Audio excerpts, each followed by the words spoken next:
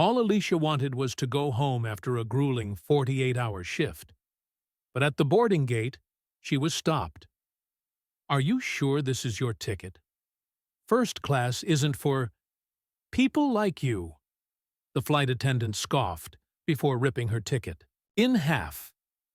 Humiliated in front of a crowd, Alicia had no idea that the one who would stand up for her was the captain of the flight. One shocking decision changed everything. But this story doesn't end here. What happens next will leave you speechless. Watch till the end to see the unexpected twist. 10:30 p.m. Los Angeles International Airport. The late-night air inside the airport felt thick with exhaustion. Announcements echoed overhead, blending with the drag of suitcase wheels across tile floors. A disjointed symphony of people who just wanted to go home. Alicia Brown was spent. The oversized gray hoodie did little to hide the weight on her shoulders after 48 straight hours at the hospital. Her eyes were sunken, rimmed with fatigue, yet still sharp, scanning the crowd as she headed straight for the check-in counter at gate C21. She placed her ticket on the counter, ready for the final step, before collapsing into the first-class seat she'd worked herself to the bone to afford. Cold stare stopped her in her tracks.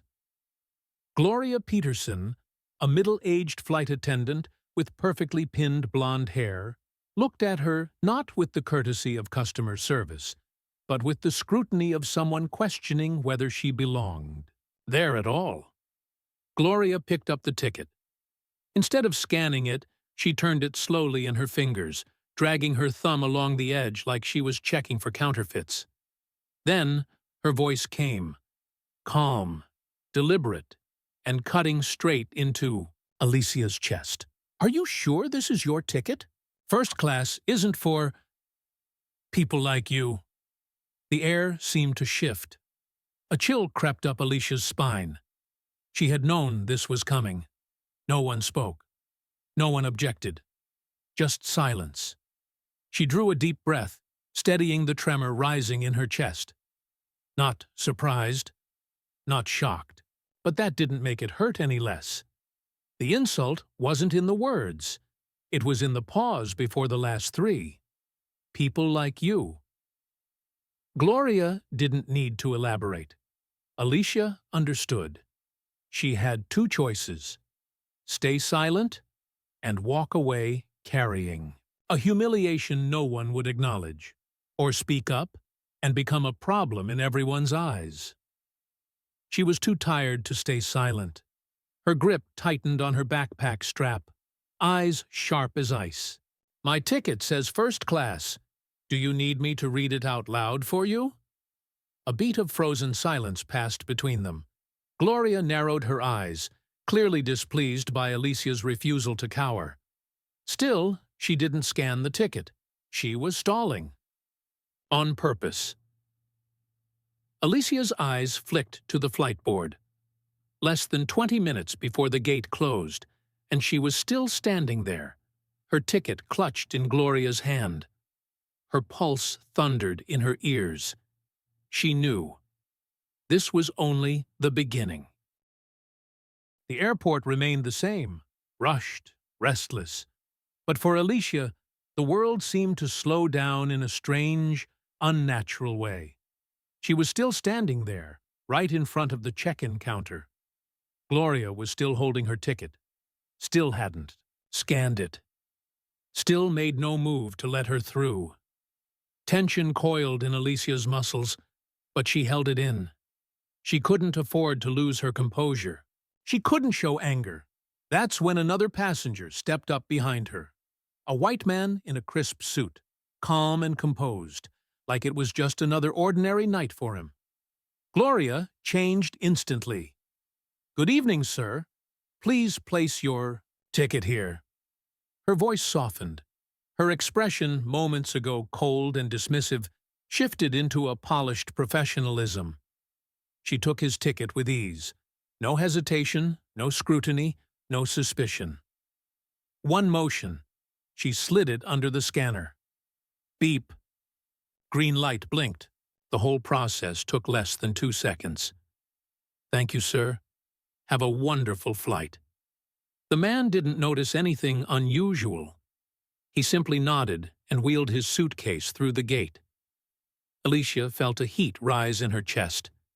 She'd seen it. How different it was. The treatment. The message. There was no way to excuse it as a mistake.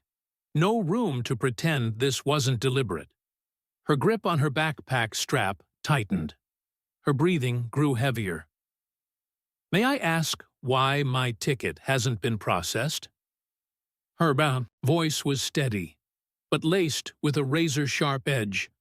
Gloria turned back to her, the fake smile gone. In its place, a look of thinly veiled annoyance. "I need to verify it. Please wait." She didn't even look Alicia in the eye, like she wasn't worth the courtesy of an explanation. Alicia's chest tightened. Not because this was new, but because Gloria made it feel so routine, so normalized, like she had every right to decide who deserved to step through that gate and who didn't, as if this wasn't an insult, but an unspoken rule everyone was just supposed to accept. Alicia's hands clenched tighter. She wouldn't accept it. "And how exactly are you going to verify it?" Her tone remained calm, but there was a quiet storm beneath every word.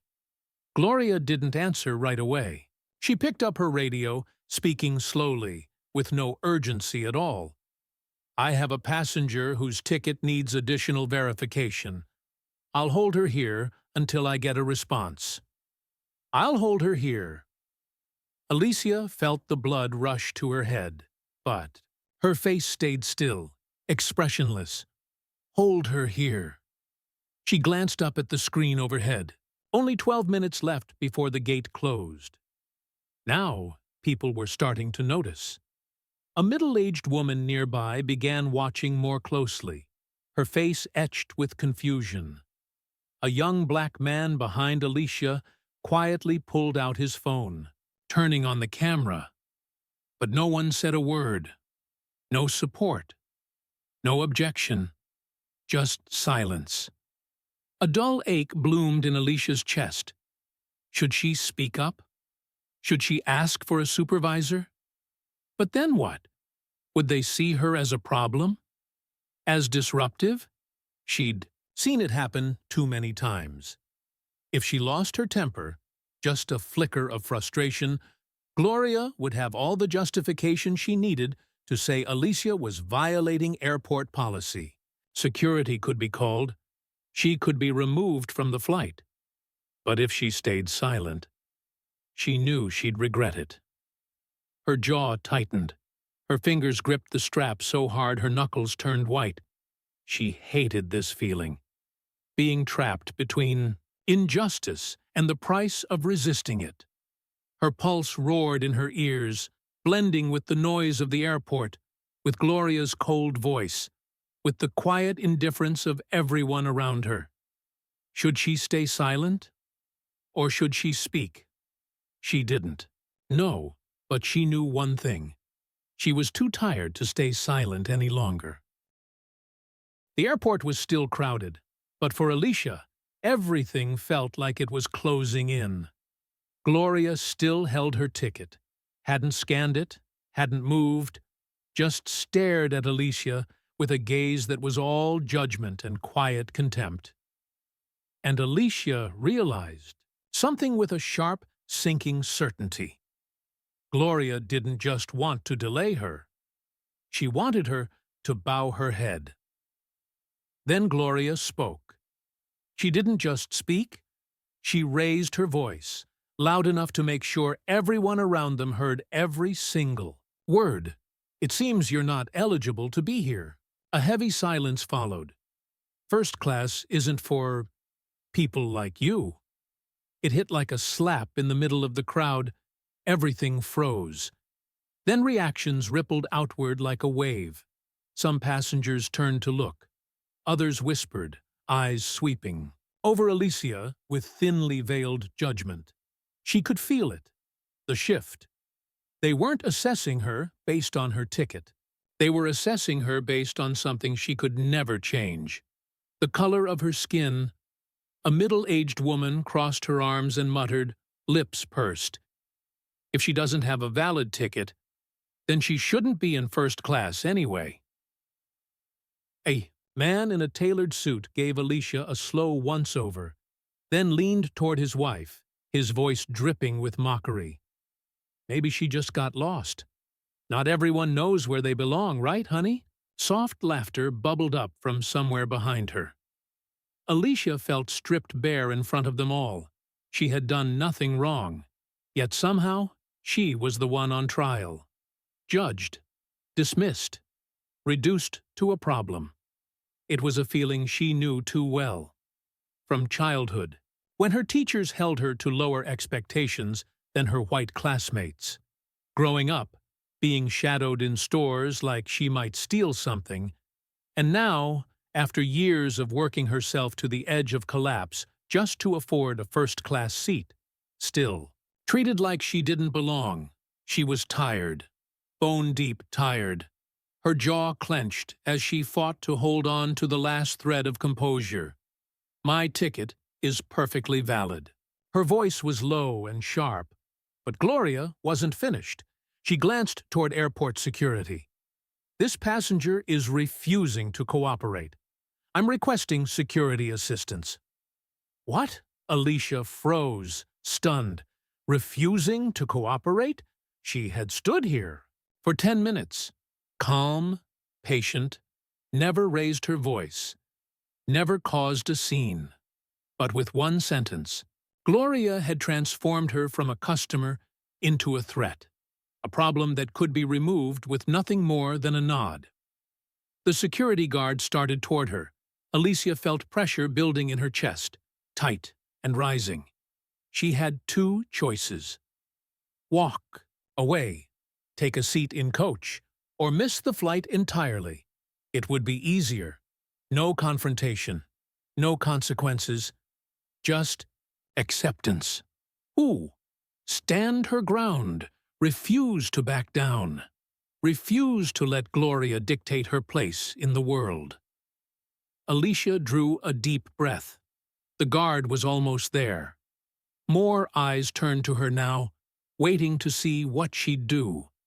She lifted her chin. Eyes locking with Gloria's. She wasn't going to leave quietly, not this time.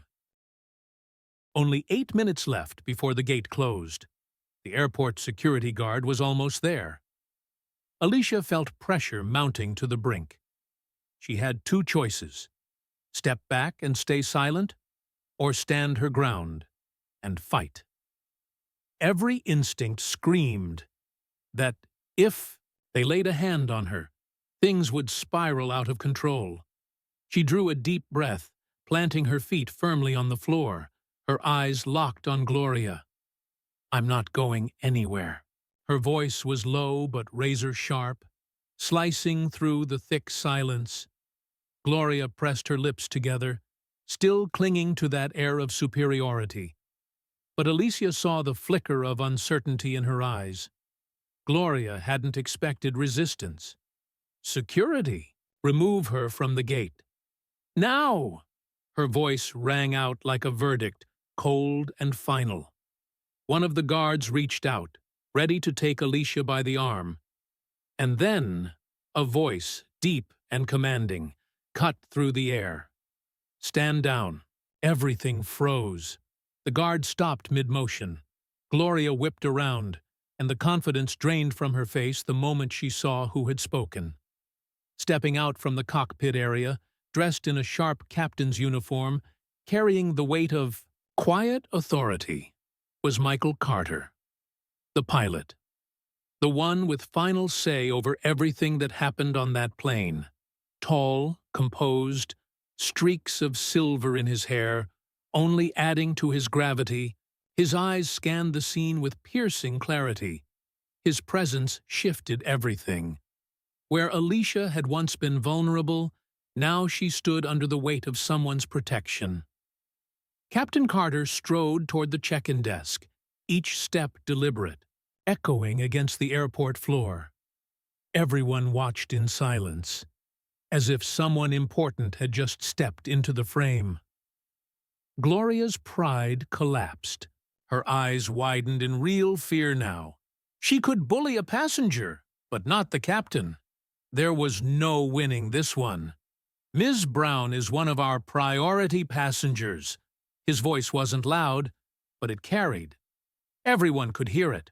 Not only was he confirming Alicia's right to be there, he was elevating her, prioritizing her. "As for you, Gloria, if you can't treat passengers with fairness and respect, you don't belong on this flight." Gloria was stunned. She stammered, the panic now breaking through her carefully crafted mask. I was just following protocol." Carter let out a short, humorless laugh. His eyes didn't waver.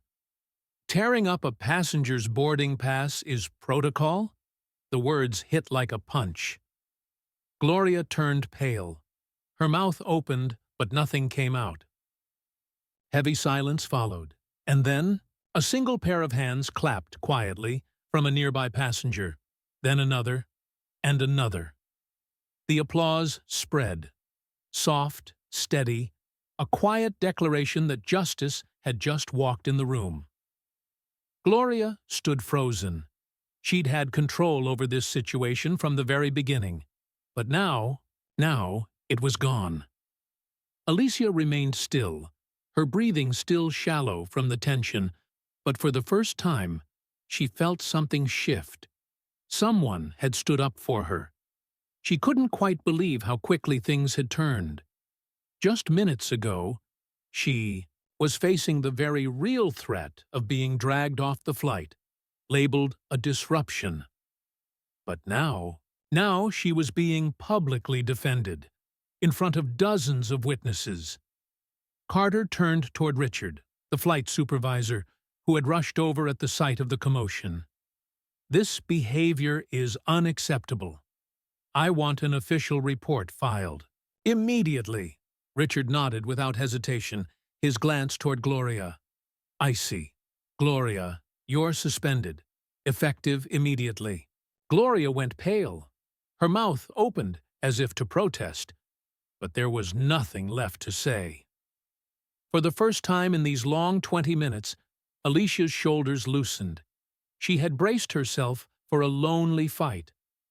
But she wasn't alone. There were people willing to stand up for what was right, and today she didn't have to fight by herself. Carter turned to her, his gaze softer now. "Welcome aboard, Ms. Brown." Alicia inhaled deeply, gripped the strap of her backpack, and stepped forward.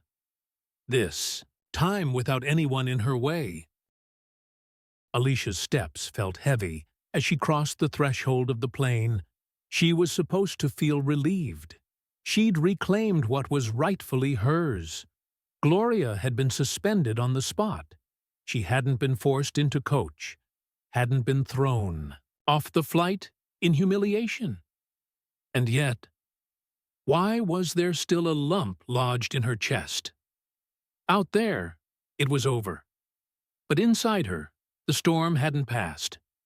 First class was too quiet, too still, for the chaos still churning inside her. Soft lighting, supple, leather seats, glasses of wine glinting on silver trays, passengers calm, composed, untouched by conflict. Everything looked perfectly serene and completely out of place. A cruel contrast to what had just unfolded outside, where she had to fight for every second just to be allowed on board. Alicia didn't feel like she belonged here, not because she wasn't worthy, but because they'd made her feel like she wasn't. A flight attendant approached. Not Gloria. She was in her early 30s, neat brown hair, a smile polished to perfection. "Welcome aboard, Ms. Brown. Would you like some water or a glass of wine?" Polite. Perfect. Empty. There was no hint in her voice that she knew what had. just happened out there. No apology on behalf of the airline, no acknowledgement that Alicia had been humiliated in front of a crowd, just a trained, professional tone, like Alicia was any other passenger on any other normal flight. Alicia looked into her eyes, searching for something. Empathy, discomfort, even a flicker of recognition. Nothing. She was just doing her job. As if nothing had happened, Alicia gave a bitter smile to herself. What had she expected? A public declaration that she'd been wronged? No. The world didn't work like that. Just water, please. She sat down slowly, still gripping her boarding pass like if she let go, it might be torn apart all over again. And then she felt a stare. She looked up. A middle-aged white man, seated across from her, was watching. Not with disdain, not with hostility, but not with support, either. It was curiosity, tinged with something that looked like unease, as if he were still weighing whether what happened had really been that bad. Alicia felt a slow anger rise inside her. She knew that look. She'd seen it her whole life, in classrooms, in offices, in upscale restaurants. It never said anything out loud, but it always asked the same silent question. Was it really that serious? She wanted to ask him, did you see me get humiliated in front of all those people? Did you see Gloria hold me back just because I didn't look like the people who usually sit here? Did you see how hard I had to fight just to take this seat? But she knew he wouldn't answer. He just quietly turned away and went back to his magazine, as if nothing had happened at all. 10:50 p.m., only 5 minutes until the gate closed. The air around the check-in counter was thick, like a storm about to break. The passengers were no longer passive observers. After everything that had happened, their eyes had changed. Some burned with outrage. Some quietly filmed on their phones. Others stood with arms crossed, waiting to see if justice would actually be served. And in the middle of it all, Gloria stood frozen. Her hands clutched the edge of the counter, not as a display of control anymore, but like a desperate grip from someone teetering on the edge. Captain Michael Carter remained composed, his eyes cold, his voice calm but absolute. You will not be serving on this flight. The words dropped like the final blow of a gavel. Gloria blinked rapidly, as if she couldn't believe what she'd just heard. Captain Carter, I was just following procedure. Following procedure. A hollow excuse. A lie even she could no longer believe. The passengers reacted immediately. Some let out short, bitter laughs. Others shook their heads. Whispered voices cut through the silence. Procedure? Really? She's still trying to deny it? Carter didn't flinch. He wasn't giving Gloria an inch to escape.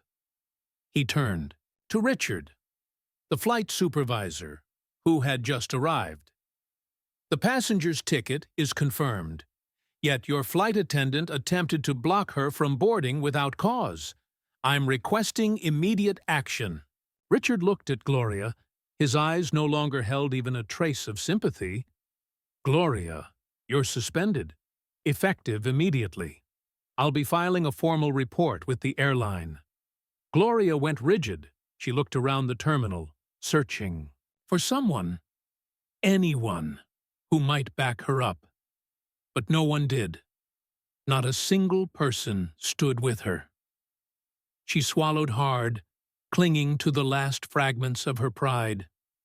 Drawing in a shaky breath, she straightened her spine. But when she spoke, her voice wavered. I think maybe this was just a misunderstanding. There's no misunderstanding, Gloria. Richard cut her off, his tone sharp and final. Gloria pressed her lips together, her hand gripping the counter one last time before falling to her side. She finally understood. It was over. She no longer held any power here. An airline staffer stepped forward, reached for Gloria's name badge, and removed it from her uniform, like a ritual, stripping her of authority. Gasps rippled through the crowd. Some passengers hadn't expected to witness a moment like this, right here, in the middle of the terminal. "This is insane," a man muttered under his breath.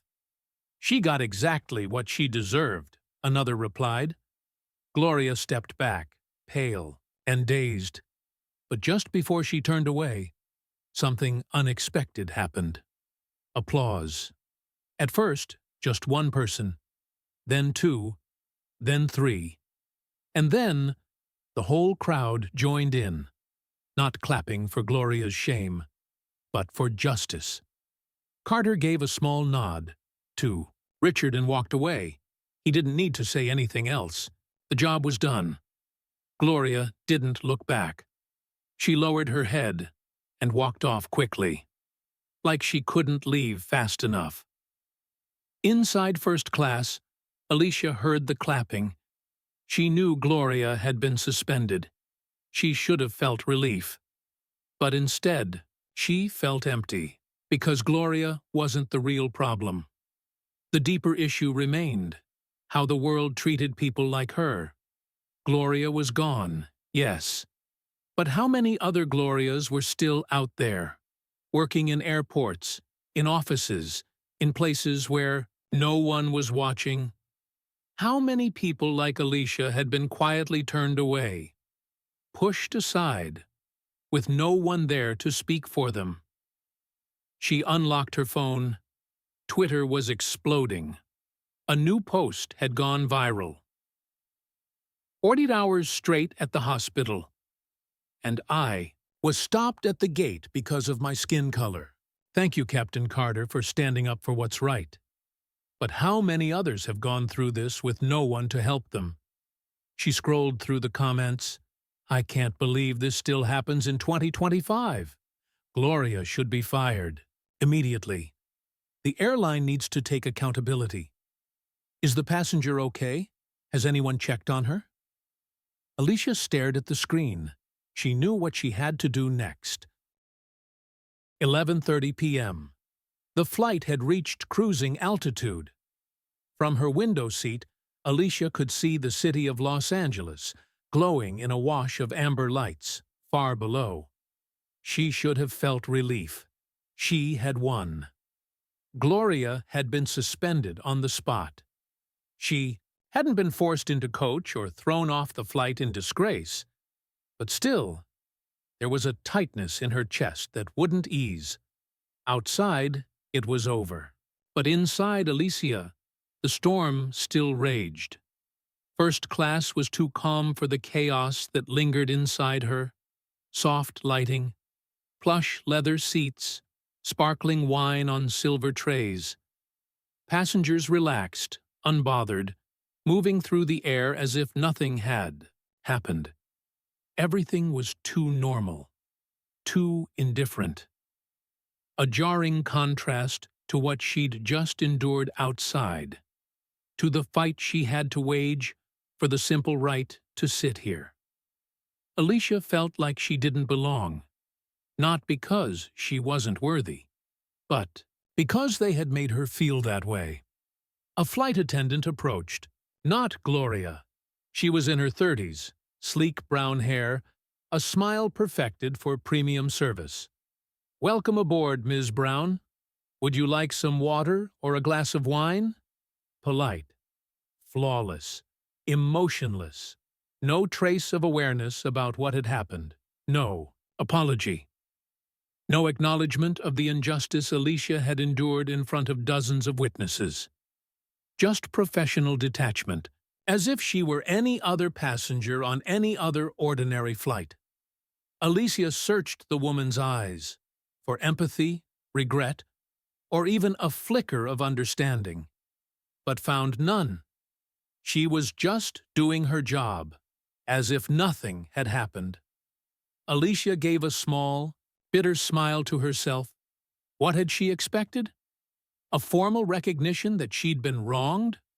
No, that wasn't how the world worked. Just water, please. She sat slowly, still clutching her boarding pass, like letting it go might mean watching it get ripped apart all over again. And then she felt it. A stare. She looked up. Across the aisle, a middle-aged white man was watching her. Not with disgust. Not with anger. But not with support, either. His expression held a strange mix of curiosity and mild discomfort. Like he was still deciding whether what he'd seen had really been that bad. Alicia felt the slow burn of frustration rise. She knew that. Look, she'd seen it her whole life. In classrooms, in offices, in luxury stores.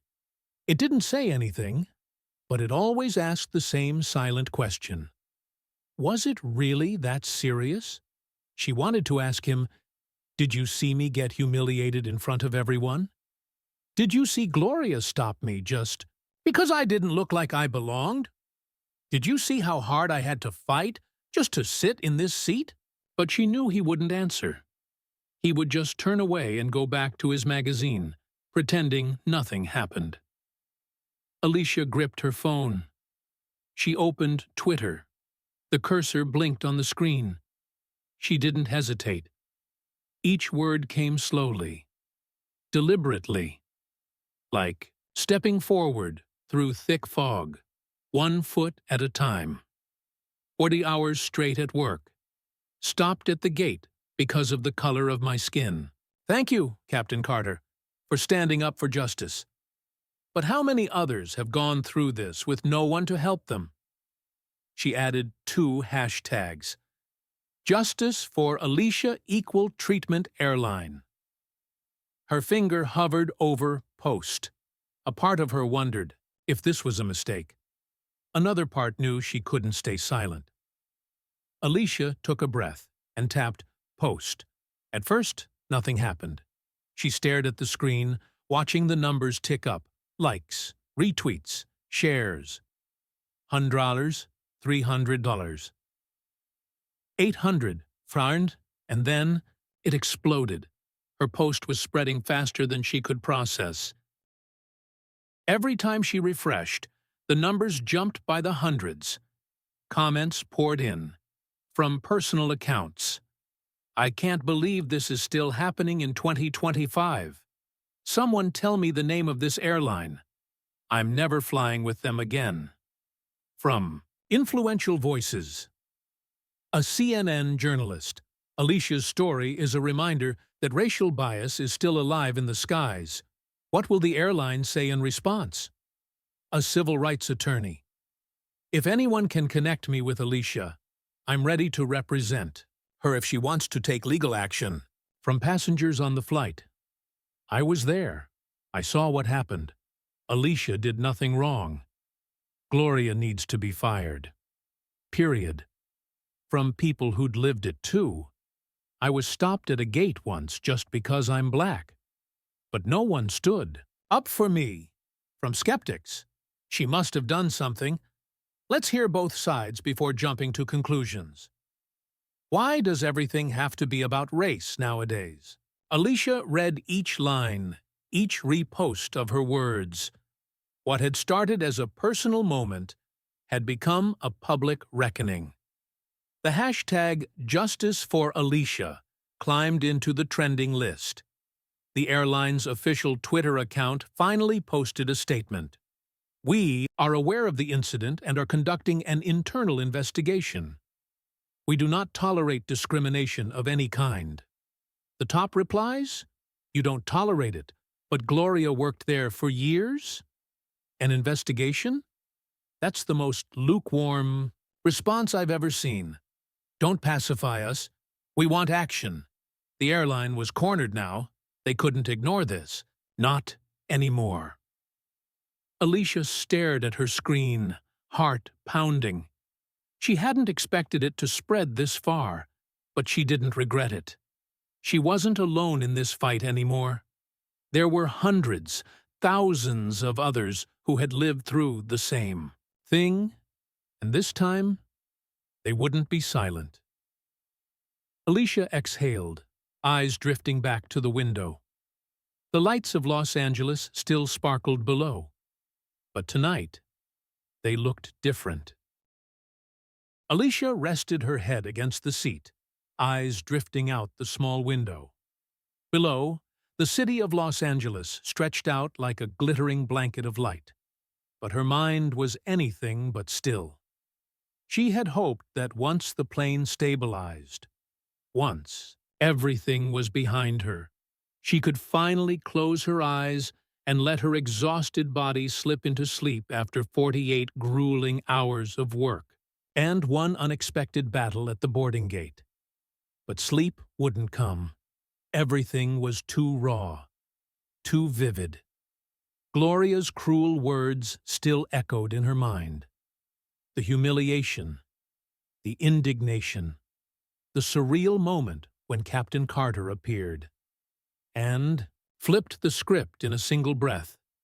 Justice had been served, but peace hadn't followed. Her hand reached instinctively for her phone. The screen lit up, and immediately she realized this wasn't over. Her inbox was flooded with messages, but one in particular made her pause. A message from a stranger. "I went through the exact same thing, but I didn't have the courage to speak up. Thank you for speaking for so many of us." Simple words, but they struck Alicia harder than anything else that night. A chill ran down her spine. The sender didn't leave a name, but Alicia knew they weren't the only one. How many people had been stopped at the gate because of their skin color? How many had been doubted, humiliated, ignored, with no one to stand up for them? How many had stayed silent, knowing that speaking up might only push them further to the margins? Tonight, one of them had reached out to Alicia, not just with thanks, but with a reminder. She was no longer alone. She was now part of something bigger. Alicia exited the message and opened Twitter, and there it was, a new post from the airline's official account. The CEO had issued a statement. Her heartbeat faltered for a moment as she read, "We apologize to passenger Alicia Brown for the unacceptable experience she encountered on our flight. Our airline is committed to a thorough investigation and ensuring that no passenger ever faces discrimination while using our services. We are currently reforming our employee training programs to include deeper education on equity and anti-discrimination. This incident has been a powerful learning moment for our company." Alicia reread the statement line by line. Part of her wanted to believe this was a step forward, but another part felt hollow. Were they apologizing because they truly understood, or simply because they had no choice? She scrolled through the replies. The internet wasn't so easily pacified. Twitter users fired back. Unbelievable. They only apologize when they're forced to. Is Gloria fired yet? They can say whatever they want. I want to see actual change. A tweet doesn't undo what happened. Alicia could feel the undercurrent growing stronger. This wasn't just her story anymore.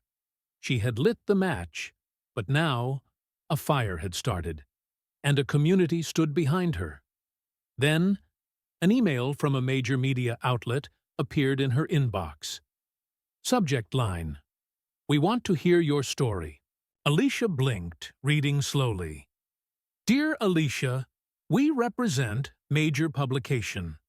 Your story has sparked a powerful conversation online, and we believe the public deserves to hear more about what happened. We'd like to invite you for an exclusive interview to share your experience and your thoughts on how airlines need to change." The final line, "Are you ready to turn this story into something bigger?"